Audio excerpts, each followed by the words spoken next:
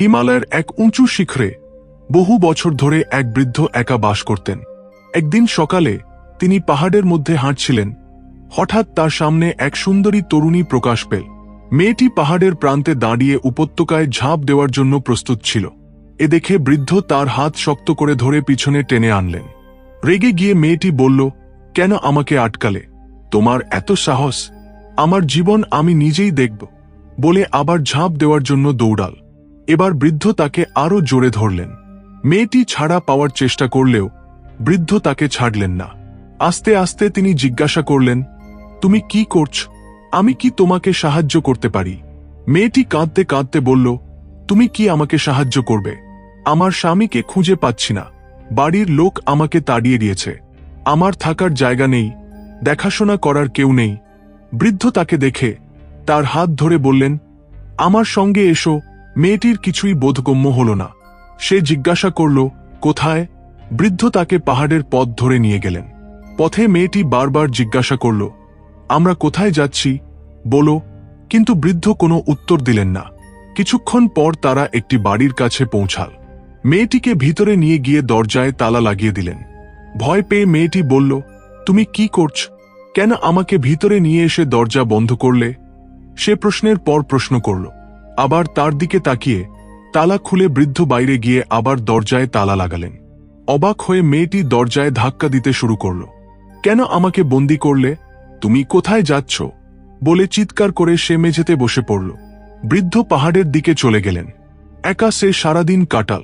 অন্ধকার হওয়ার পর দরজা খোলার শব্দ শুনে দৌড়ে গিয়ে বৃদ্ধকে দেখে বলল, কেন আমাকে এখানে নিয়ে এলে? তালা দিয়ে কোথায় গিয়েছিলে? বৃদ্ধ তাকে সান্ত্বনা দিয়ে বললেন, ভয় পেও না।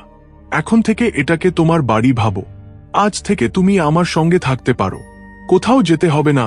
এই বলার সময় তার চোখে একটা ঝিলিক দেখা গেল। তিনি কিছু একটা বলতে চাইছিলেন, কিন্তু মেয়েটি তাকে সন্দেহ করে বলল, আমি এখানে কিভাবে থাকব?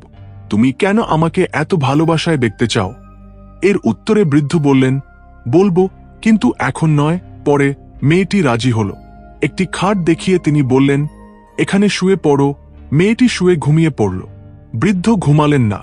মেয়েটির কথা ভেবে তিনি মনে মনে বললেন, এত সুন্দর নিষ্পাপ এই মেয়েটির উপর এত কষ্ট এল কিভাবে? ভোর হলে তিনি তার কাছে গিয়ে দাঁড়িয়ে তার মুখের দিকে তাকালেন। মেয়েটি জেগে চোখ খুলে সামনে বৃদ্ধকে দেখল। তিনি কিছু না বলে বাইরে চলে গেলেন। সারাদিন মেয়েটি বাড়িতেই ছিল। রাতে ফিরে এলে মেয়েটি রেগে বলল, সারাদিন আমাকে বাড়িতে বন্দি করে রেখে গেলে, কিছু বলো না? তিনি বললেন, ঘাবড়াও না, আমি একটা কাজ শেষ করতে গিয়েছিলাম। এই কথা শুনে মেয়েটি অবাক হয়ে বলল, কি কাজে গিয়েছিলে? উত্তর না দিয়ে তিনি শুধু বললেন, শুয়ে পড়ো। মেয়েটি শুয়ে পড়ল। কিন্তু বৃদ্ধ ঘুমালেন না। মাঝরাতে তার মুখের দিকে তাকিয়ে কিছু মন্ত্র পড়ে বিভূতি ছড়ালেন। মেয়েটি জেগে নড়াচড়া করতেই বৃদ্ধ শুয়ে পড়লেন। তিনি ভাবলেন, আগামীকাল এই মেয়েটিকে আমার সঙ্গে পাহাড়ের শিখরে নিয়ে যাব। আমার ইচ্ছা পূরণ হবে। তাকে জাগিয়ে বললেন, এখানে তোমার বিরক্ত লাগছে, তাই না? আমার সঙ্গে এসো, তোমাকে একটা জায়গায় নিয়ে যাব। মেয়েটি কিছু বলার আগেই তার হাত ধরে পাহাড়ের দিকে রওনা দিলেন। একটা জায়গা দেখিয়ে বললেন, তুমি এখানে শুয়ে পড়ো, আমি এখনই আসছি। মেয়েটি জিজ্ঞাসা করল, তুমি কোথায় যাচ্ছ? কেন এখানে শুতে বলছ? তিনি বললেন, তুমি ক্লান্ত, তাই কোথাও যেও না, এখানে শুয়ে পড়ো, হাত পা ছড়িয়ে রাখো। কিছুটা অদ্ভুত লাগলেও মেয়েটি কিছু না বলে শুয়ে পড়ল। তারপর তিনি বললেন, চোখ বন্ধ করো। কেন চোখ বন্ধ করব?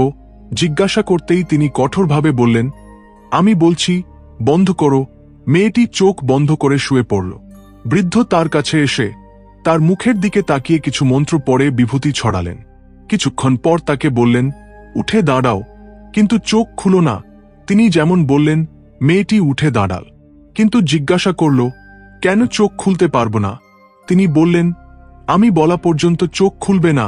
মেয়েটিকে পাহাড়ে দাঁড় করিয়ে তিনি নিজের বাড়িতে গিয়ে শুয়ে পড়লেন। মেয়েটি অনেকক্ষণ দাঁড়িয়ে রইল। আমি কি চোখ খুলব? জিজ্ঞাসা করল। কেউ কিছু না বলায় সে চোখ খুলে চারপাশে তাকাল। বৃদ্ধ তাকে ফেলে চলে গিয়েছিলেন। এই বৃদ্ধ ভালো মানুষ নয়।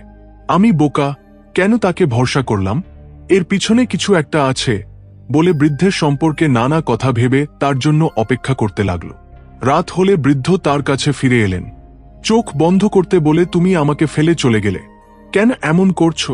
মেয়েটি জিজ্ঞাসা করল। তার চোখের দিকে তাকিয়ে তিনি বললেন, আমি এখানে 2 দিন ছিলাম, তুমিও 2 দিন ছিলে। এটা শেষ দিন, আমাদের একসঙ্গে কাটাতে হবে। এই কথা শুনে মেয়েটি বলল, কেন এই পাহাড়ে কাটাতে হবে? তোমার চিন্তা ভাবনা ঠিক নয়। তুমি কি বলছ? তিনি বললেন, এটা আমাদের শেষ রাত, এখানে কাটালে সব ঠিক হয়ে যাবে। দয়া করে আমার কথা শোনো, তুমি আমার কাছে কিছু চাইছ? বলে সে একটু কঠোরভাবে কথা বলতে শুরু করল। বৃদ্ধ কণ্ঠ উঁচিয়ে বললেন, এই একদিন আমার কথা শোনো, এই মাটিতে শুয়ে পড়ো, তারপর নিজেই বুঝবে। মেয়েটি ভয় পেয়ে শুয়ে পড়ল। বৃদ্ধ তার পাশে শুয়ে পড়লেন। সূর্যোদয়ের পর তিনি বিভূতি ছড়ালেন। তাকে জাগিয়ে বললেন, চোখ বন্ধ করো, খুলো না। মেয়েটি বলল, 2 বার চোখ বন্ধ করলে তুমি আমাকে ফেলে চলে গেছ। তিনি বললেন, এবার তেমন হবে না, চোখ বন্ধ করো। বলে তার কাছে এসে নিজের হাতে তার চোখ বন্ধ করলেন। মেয়েটির হৃৎপিণ্ড ধড়ফড় করছিল। পাহাড়ে শুধু সে আর বৃদ্ধ ছিল, আর কেউ নেই। এই তুমি কি করছো? বলে চোখের উপর থেকে হাত সরিয়ে চোখ খুলে পিছনে তাকাল। আশ্চর্য, সামনে বৃদ্ধ নেই, তার বদলে সেখানে ছিল তার স্বামী। স্বামীকে দেখে আনন্দে কাঁদতে কাঁদতে ছুটে গিয়ে তাকে জড়িয়ে ধরল। তুমি এখানে কিভাবে এলে? তোমাকে কত খুঁজেছি জানো? বলে প্রশ্নের পর প্রশ্ন করতে লাগল। তাকে ছাড়ল না। তারপর তার মনে পড়ল বৃদ্ধের কথা। এই বৃদ্ধ কোথায় গেলেন? তুমি কি তাকে চেনো? তিনি কি তোমাকে এখানে আনলেন? জিজ্ঞাসা করল। তার স্ত্রীর হাত ধরে তিনি বললেন, আমার সঙ্গে এসো। বলে বৃদ্ধের বাড়িতে নিয়ে এলেন। বৃদ্ধের বাড়িতে আবার কেন এনেছ? মেয়েটি জিজ্ঞাসা করল। আমি এখানেই ছিলাম। তুমিও এখানেই ছিলে? বললেন তিনি। অবাক হয়ে সে বলল, তোমাকে কিভাবে জানা? তিনি বললেন, আমি সব জানি। তোমাকে একটা কথা বলতে হবে। আমি বাড়ি ফিরছিলাম, হঠাৎ এক মেয়ে আমার সামনে এল। সে অদ্ভুত ছিল, আমাকে বিয়ে করতে বলল। আমি বললাম, আমি বিবাহিত। সে রেগে গিয়ে আমার উপর কিছু ছড়িয়ে দিল। আমি বৃদ্ধ হয়ে গেলাম। বাড়ি ফিরতে চাইলাম, কিন্তু তুমি আমাকে চিনতে পারলে না। এক মুনির কাছে গেলাম।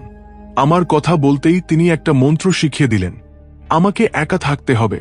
তুমি আমার কাছে এলে আমাকে কিছু মন্ত্র পড়তে হবে। 3 দিন এমন করলে আমি আবার স্বাভাবিক মানুষ হয়ে যাব।